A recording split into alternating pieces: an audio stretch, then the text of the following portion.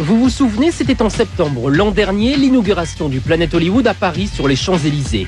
Aujourd'hui, Disneyland Paris est en fête. Gros préparatifs, gros service de sécurité pour poser la première pierre symbolique du prochain Planet Hollywood. Il en existe déjà 29 à travers le monde. Celui-ci doit ouvrir ses portes l'été prochain. Pour l'occasion, Sylvester Stallone était là, accompagné de son ami Gérard Depardieu.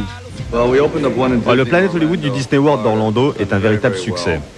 Alors on a décidé d'en ouvrir d'autres. Disney est un très bon emplacement pour ce genre de restaurant. Et puis celui de Paris marche vraiment très bien.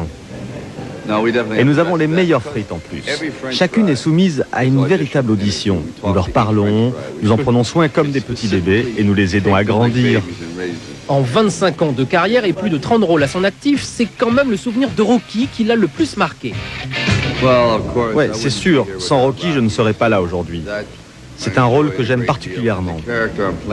En ce moment, je tourne mon prochain film, Daylight, et le personnage que j'y interprète est particulièrement intéressant.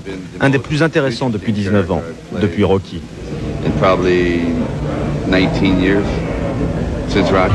Stallone est vraiment un homme surprenant. Sous ses airs de dur inoxydable, se cache un être sensible attaché à l'art et plus particulièrement à la sculpture.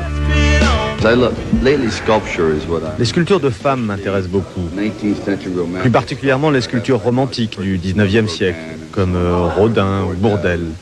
En fait, j'aime vraiment l'art romantique.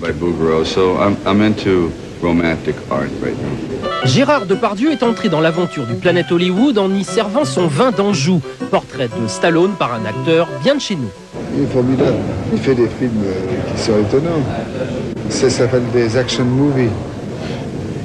Mais c'est bien, c'est le champion dans cette catégorie. Puis quand même, il ne faut pas oublier qu'il les a écrits aussi. C'est les premiers films, il les a écrits. Mais si Depardieu produit du vin, c'est également pour le consommer entre amis. Et s'il est là aujourd'hui, ce n'est pas seulement pour faire partager son amour des bonnes choses. Je fais mon boulot, je suis avec mes amis, puis je vends mon vin.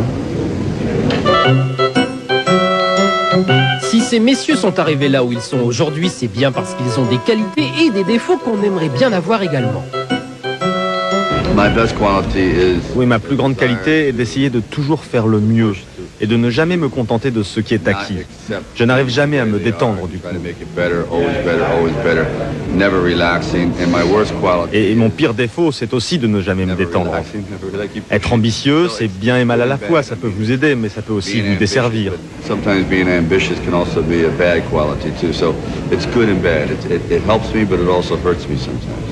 Le défaut, c'est certainement l'abondance, si on peut appeler ça un défaut.